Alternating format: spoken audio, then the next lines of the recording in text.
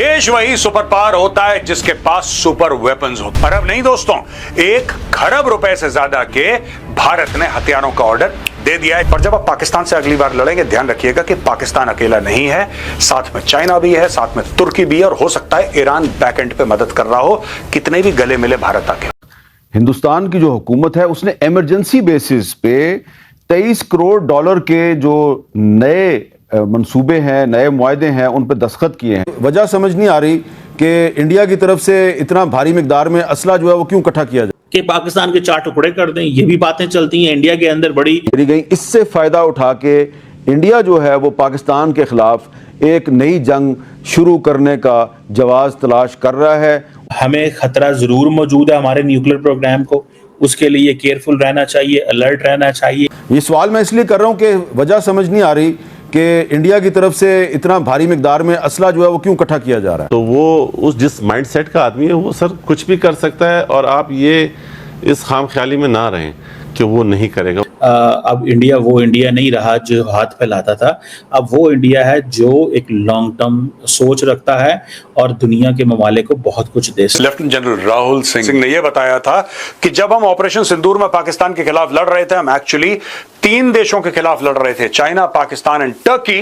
और सबसे बड़ा जो सबक हमने सीखा है ऑपरेशन सिंदूर, जो भारत और पाकिस्तान की कन्फ्लिक्ट हुई थी हाल फिलहाल में, उसमें हमने जो सबक सीखा है वो सीखा है कि भाई हमारे पास एक अपना सिस्टम होना चाहिए, हम बाहर किसी पे भी डिपेंड नहीं कर सकते। दोस्तों, अब तैयारी ऐसी होनी है जो पाकिस्तान और चीन के साथ साथ तुर्की का भी इलाज करते हैं, क्योंकि दोस्तों भारत के दुश्मन जो हैं वो छुपे हुए हैं, वो पीठ में वार करते हैं। जैसे पाकिस्तान अपने टेररिस्ट के थ्रू करवाता था और चीन की मदद लेता है, तुर्की इसका साथ देता है। तो हकीकत में बताऊं दोस्तों, कुछ हद तक ना अमेरिका भी इनके साथ है, ब्रिटेन भी इनके साथ है, यूरोप इनके साथ है, लेकिन वो पीठ पीछे करते हैं। खुल के जो आता है वो चीन और तुर्की आता है। और भारत ने अब इसी की तैयारी करनी है कि कम से कम 3 देश है जिनके साथ हमें एक साथ लड़ना है। लेकिन समस्या दोस्तों हमारे देश के अंदर जो छुपे हुए गद्दार है ना, उनकी बहुत बड़ी है।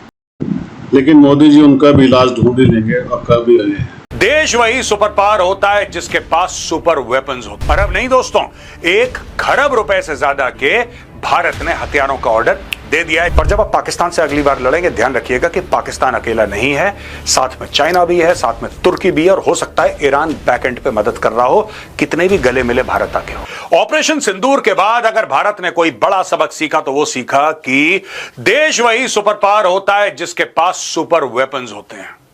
बहुत जरूरी है दोस्तों, इकोनॉमी जरूरी है, एजुकेशन जरूरी है, लेकिन साथ साथ में तलवार होनी चाहिए म्यान में, इतनी तेज तलवार कि अगर ऐसे हिले तो दुश्मन कट छट जाए। 1.05 ट्रिलियन यानी कि 1 खरब रुपए, अरब नहीं दोस्तों, 1 खरब रुपए से ज्यादा के भारत ने हथियारों का ऑर्डर दे दिया है। Defence acquisition council DSC approves defence purchases worth 1.05 trillion, यानी कि दोस्तों 1 लाख करोड़, मोटा मोटी 1 लाख करोड़। अच्छा, ये तकरीबन आपका बैठेगा 12.5 पौने 13 अरब डॉलर, उसके बीच में। मैं एक मोटा फिगर आपको बता रहा हूं, मैं आपको I am not telling you the precise figure, मोटा मोटा फिगर आप ये मान के चलो कि तकरीबन 12.5 अरब का ये पूरा खेल है। ये स्टैंड अलोन खेल है दोस्तों। पिछले हफ्ते हमने कुछ और बताया था आपको कि इतने 1000 करोड़ की डील, उसके पहले कुछ और बताया था। हर हफ्ते हम लोग डिफेंस के बारे में कम से कम एक वीडियो करते हैं, एवरी सिंगल वीक, और भारत हर हफ्ते हजारों करोड़ रुपए डाल रहा है। कोई भी डील ऐसी नहीं है जो आप कह सकते हैं कि साहब ये तो 100, 200, 300, 500 करोड़ की, नहीं नहीं नहीं।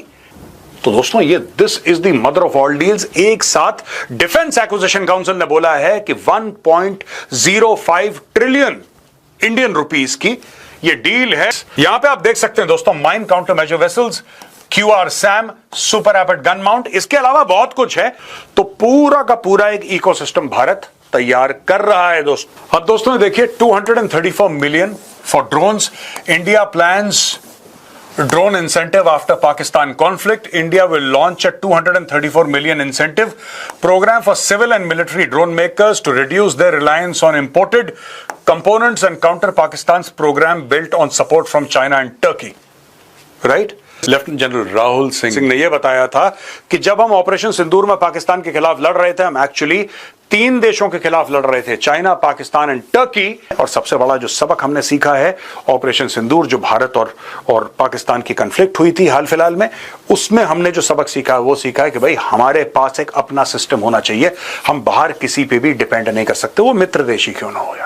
पर जब आप पाकिस्तान से अगली बार लड़ेंगे, ध्यान रखिएगा कि पाकिस्तान अकेला नहीं है, साथ में चाइना भी है, साथ में तुर्की भी है, और हो सकता है ईरान बैकएंड पे मदद कर रहा हो, कितने भी गले मिले भारत आके हो।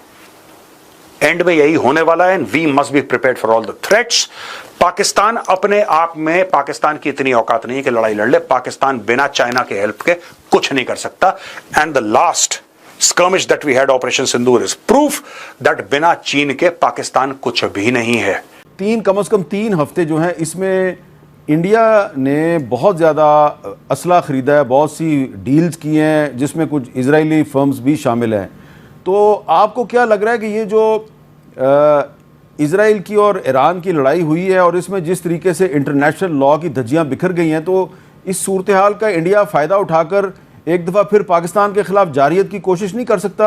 ये सवाल मैं इसलिए कर रहा हूँ कि वजह समझ नहीं आ रही कि इंडिया की तरफ से इतना भारी मिकदार में असला जो है वो क्यों इकट्ठा किया जा रहा है। तो वो उस जिस माइंड सेट का आदमी है वो सर कुछ भी कर सकता है, और आप ये इस खाम ख्याली में ना रहें कि वो नहीं करेगा। वो लाजमी कोई ना कोई इस तरह की हरकत करेगा जिससे इस खित्ते में अमन को सबूताज किया जा सकता है। तो उसके लिए हमें जिस तरीके होशियार रहना चाहिए। आपको पता है कि ये भी चला, उन्होंने कहा जी पाकिस्तान का क्या करें, कि पाकिस्तान के 4 टुकड़े कर दें। ये भी बातें चलती हैं इंडिया के अंदर बड़ी, कहते जी पाकिस्तान की जो है ना वो बाल्कनाइजेशन कर देनी चाहिए। तो ये भी इंडिया के अंदर वो एक है कि यार पाकिस्तान को तोड़ दो, पंजाब को अलहदा कर दो, सिंध को अलहदा कर दो, बलोचिस्तान को अलहदा कर दो, कश्मीर हमारे पास आ जाएगा।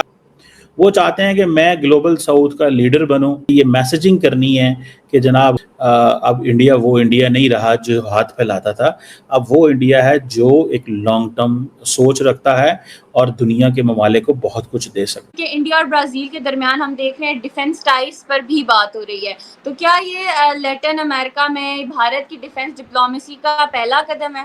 एग्जाम्पल, ये जो आकाश एयर डिफेंस सिस्टम है और एक इनके पास गरुदा आर्टिलरी गन है, ये बेसिकली वो डिफेंस कोलैबोरेशन करना चाहते हैं ब्राजील। यही मिर्चें तो ट्रंप को लगी हुई हैं कि वो मुझसे हथियार क्यों नहीं खरीदता भारत। दोस्तों, जब ट्रंप पाकिस्तान का साथ दे रहा है, पीछे से चीन तो वैसे देता है, तो फिर भारत क्यों खरीदे? आप बताइए ना। हमने इनसे जो तेजस के अपने इंजन मांगे थे, इसने दिए? में अभी तक नहीं दिए। कितना टाइम से लटका के बैठे, क्योंकि इनको ये पता है कि भारत सिर्फ एक यही चीज़ है जो नहीं बना पा रहा है, और जिस दिन भारत ने बना लिया उस दिन के बाद पूरी दुनिया जो है वो अमेरिका या यूरोप की तरफ देखेगी भी नहीं, और चीन को तो वैसे भी कोई नहीं पूछता।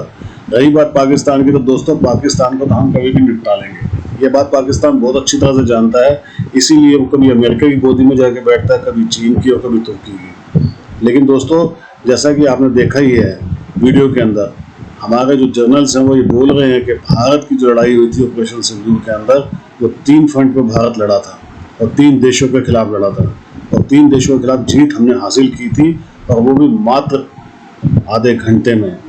पाकिस्तान की नाक रगड़ के रख दी थी, चीन की मिसाइलें गिरी थी और तुर्की के ड्रोन। ये भारत की बहुत बड़ी जीत है, इसीलिए भारत नए नए हथियार खरीद रहा है, और वो भी घर में बने हुए। जय हिंद।